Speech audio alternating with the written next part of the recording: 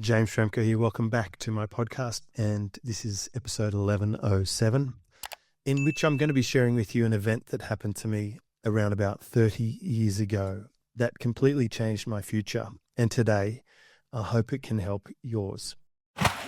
So in today's episode, I'm going to be talking about a resource that I discovered as an early sales entrepreneur, and it was called Psycho-Cybernetics. And I'm also going to apply this to some more modern thinking, the 80-20 principle, and see what we end up with. But which one of today's sound bites will transform your life? I'm curious. Listen in to find out.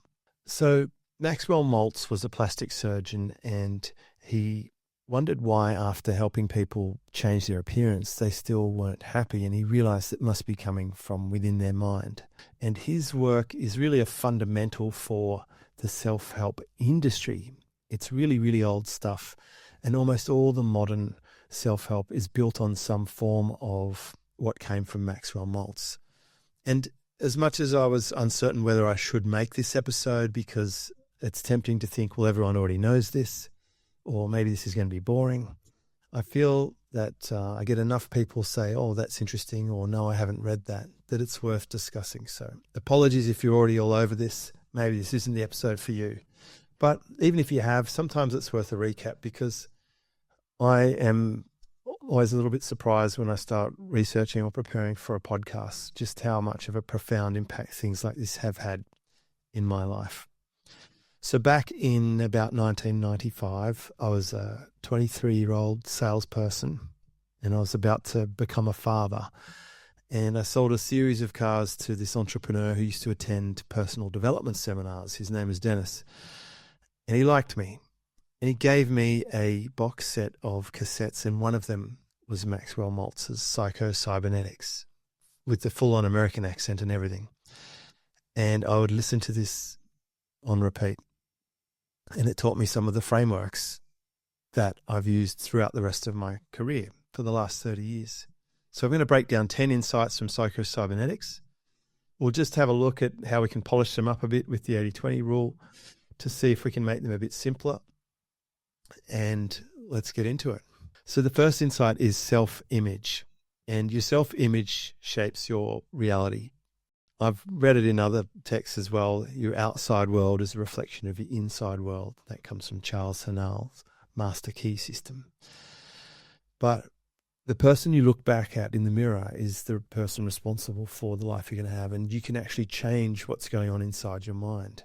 If you see yourself as someone who can succeed, then your brain will find the way to make that happen, because it's and we'll discover in a little bit later on in this episode how it does that. But it can get you the results. So think of it like a GPS system. You need to program it, the coordinates, and you are in control of the software. You might not think you are, but you are. So we'll get a few ideas through this episode on how you can do that. But if you can think about an action that aligns with your strengths and then prioritize it to start shifting everything else, this one change can shift everything else. So if we switch from the person who says, I can't do this, to the person who says, I'm still learning how to do this, we change the frame from shutdown and failure to, I'm doing this, not great yet, but I'm on the pathway to greatness, because this is just the early stages, which is pretty much how anything good comes, is really pretty rough in the beginning. Insight number 2 is your mind as a servo mechanism. And this was probably the most powerful thing that I learned from Maxwell Maltz, is that your mind is like a thermostat adjusting the temperature. It's able to make adjustments, but it really depends on what setting you've set. Or like the automatic flight system in an aeroplane, the cruise control, it's going to get the right altitude and it's going to stick at that altitude. If it goes up too high, it'll come back down. If it goes too low, it goes back up.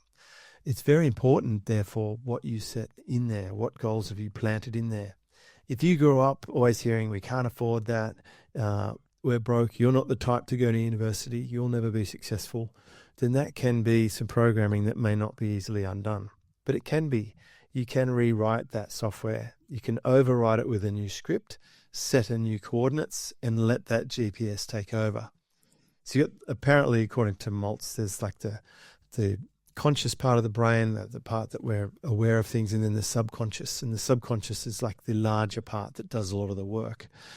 It's kind of like when we put in the keyboards stuff at our end, and then it goes off and does things. Like with AI, we're experiencing that now. We put in our target coordinates, our prompts, and it goes off and does amazing things in all these high-powered computer networks and then comes back with an output.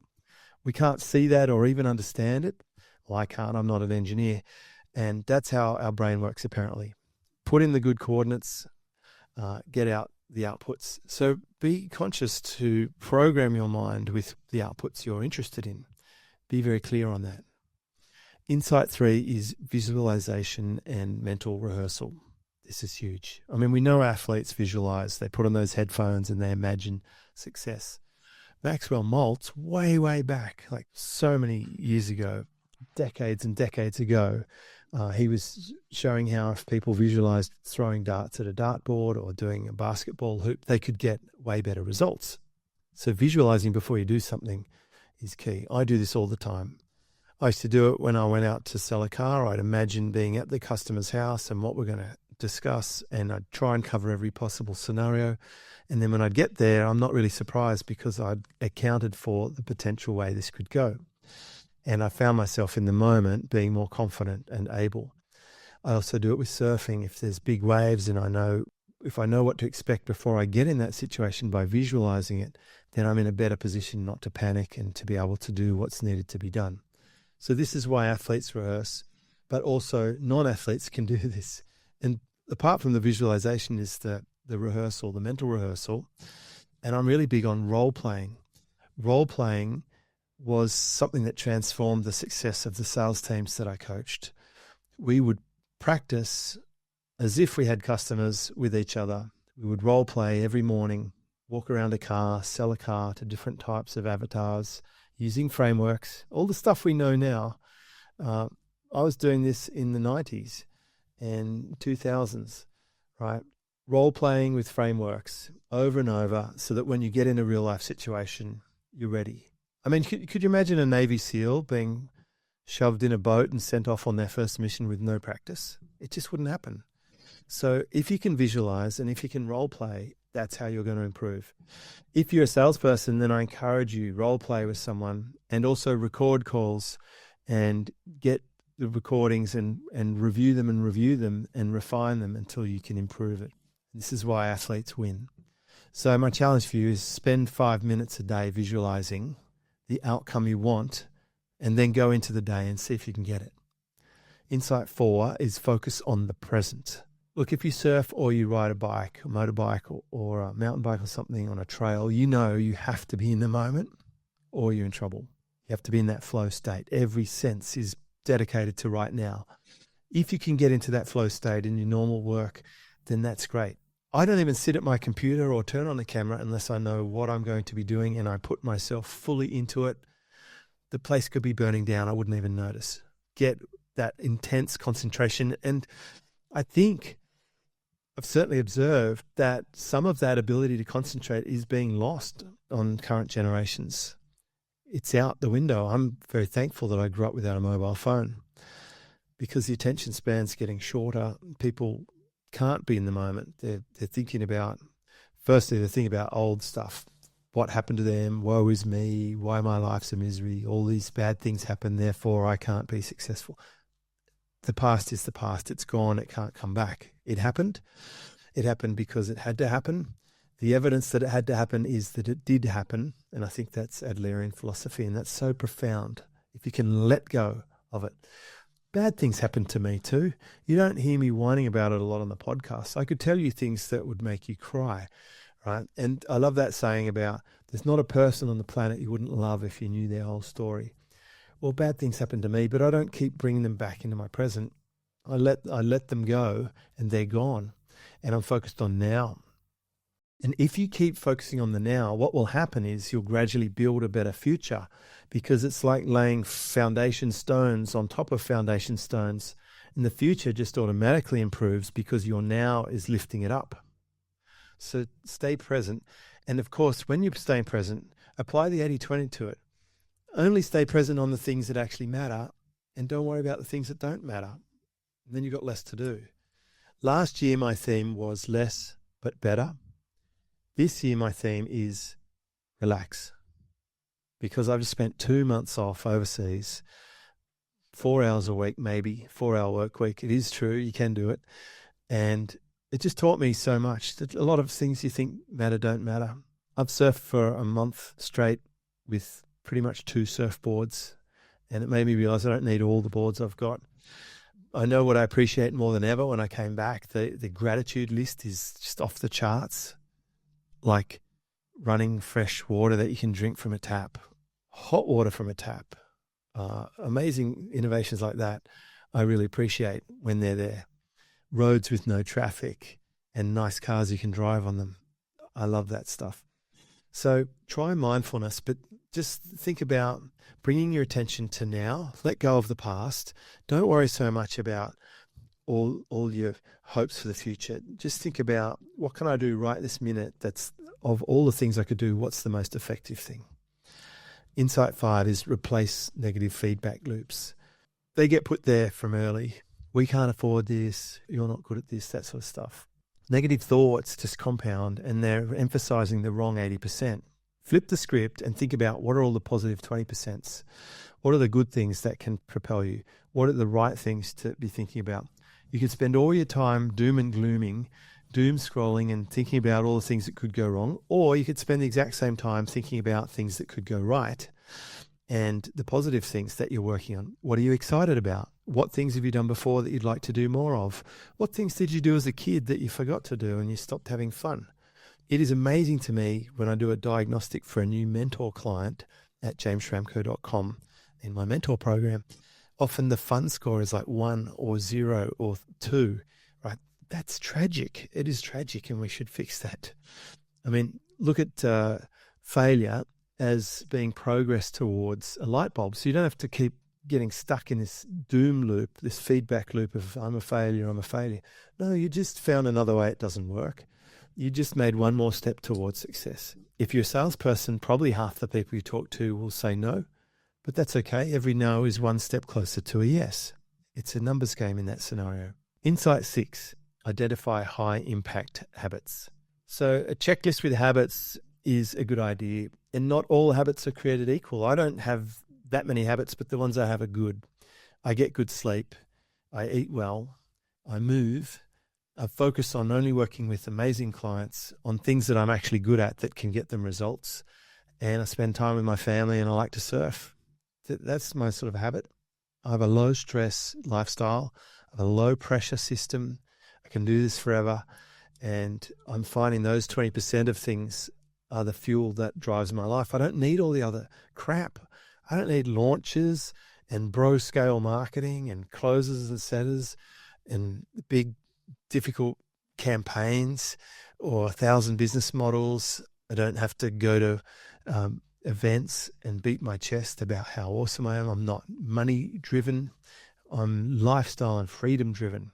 And you don't need many things to do that. I really am switching on to this idea of slow living or simple living. It's good, especially when you've got a flywheel built, a flywheel of recurring income, a flywheel of solid assets that you can rent out and those sorts of things, which over time will come.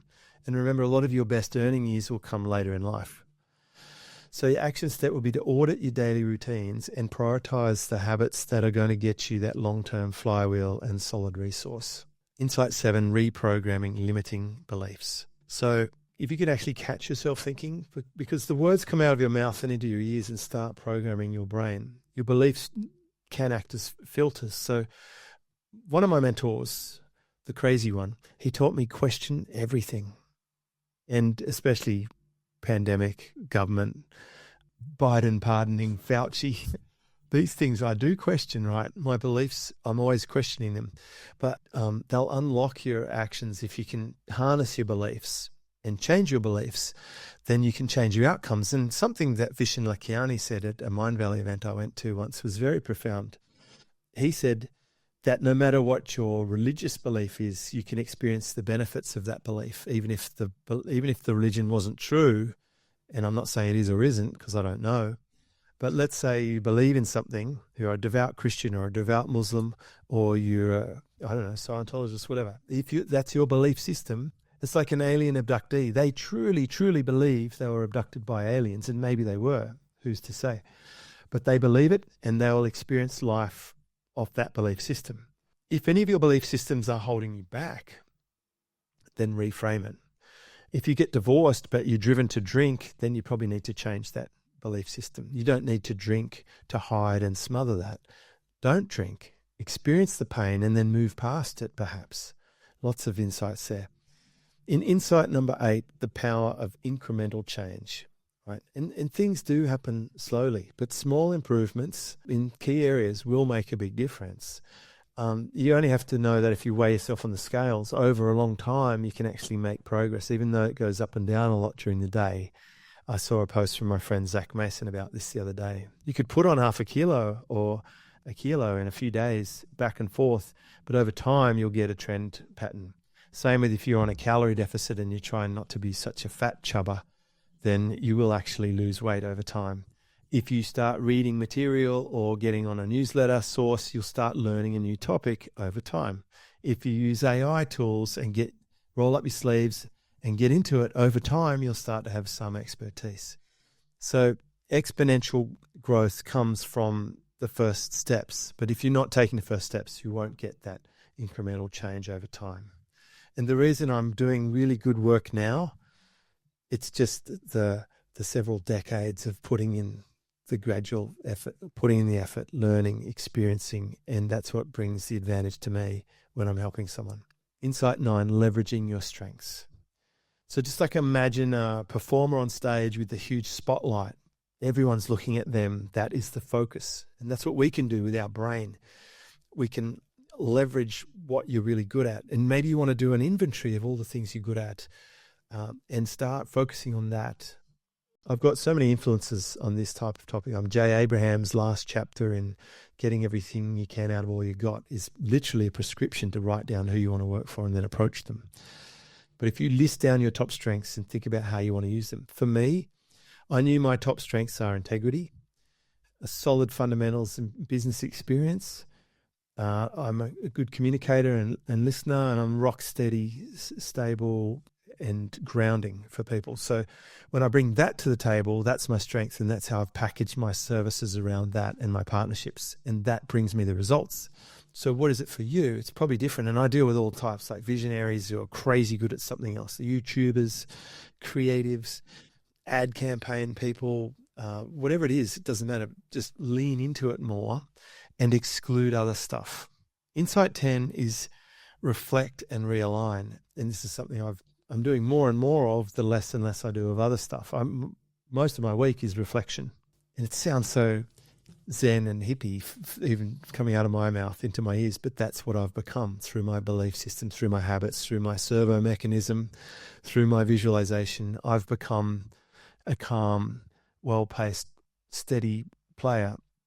And I think about things a lot more. I spend most of my time thinking. And putting together this episode was just a thought that I had in the surf. Like a lot of the stuff we get now has been built off the foundation and the back of these classics. Why not put the classics right there and make sure everyone's across the basics and the fundamentals, because it helped me. And so I hope this episode's been useful for you. But like a compass, we need to see, are we still on course? Are we tracking the way we want? Question everything. Schedule some time to reflect. Some people like to journal. For me, I just surf. I journaled every single day for, 15 years or so in my community. And then I felt like I've done it now. It's like I did MyFitnessPal for a year and a bit. And then I thought, I've done enough of that now. Do something until you don't need to do it has been something that's effective for me. But what I have found upon reflection, I like to think about, where could I experience a little more fun? Which relationships are important? I mean, I woke up in the middle of the night having this tremendous gratitude for all the people in my world. And I thought, imagine this Facebook post where I just put a person's name and how they've contributed to me. This person because of such and such, and this person. That's what I felt genuinely I really wanted to do. I don't even know where this gush of love and outpouring came from, but it was there. And it's because I was reflecting on this is not a solo sport. You don't get there by yourself. And yesterday I had a lady who I offered to have a chat to. I saw she had a post on Facebook and she was undergoing a bit of a difficult situation. And I reached out to her and I said, look, if you ever want to chat about it, let me know. She said, I would if it's not too much trouble. And I did. And she poured her heart out on the phone. She cried, told me what's happening. I told her how to fix it. We agreed on an action plan and she went off to do it. And I just thought, the thing that came through, the reason she was so upset is she'd been trying to do this all by herself that whole time. But she just had an epiphany, a reflection, and that's the point here. She'd reflected on how she got into the situation and what she needed to do about it, and that's what caused her to post about it. And that's what I'm saying. Reflections are the insights that give you the next move. And try not to do it by yourself. Of course, if you ever want help with that, that's what I'm here for. So in closing, I think Psycho-Cybernetics is a core fundamental work. If you haven't ever read it or listened to it, if you like to listen, I'd recommend you do. It's a great book. It's still current today. It's about reprogramming your mind. It gives you some of the things that have gone mainstream, especially visualizing and role plays. The idea that we can set the coordinates for our brain is a profound one. If you're not happy with where you're going, you can change it. And so spend a few days visualizing what would be your ideal self? What would be life look like? I mean, I know whole companies have built products around this, like Mind Movies, for example. If you like this episode, let me know. If you'd like me to get onto some more current topics, then also let me know. I'm open to feedback. And thank you, by the way, for letting me know from one of the previous episodes when I asked you where you're listening to this podcast. I got some good insights. And it looks like Spotify, Apple, and YouTube are the main plays. So it's kind of what I expected. But it is really nice to get that interaction, and I appreciate it very much. This is episode 1107. I'm James Schramko. Got some guest podcasts coming up in the next few podcasts, so we'll learn about some topics like SEO and maybe running your team and that sort of stuff. Catch you. This is James Schramko.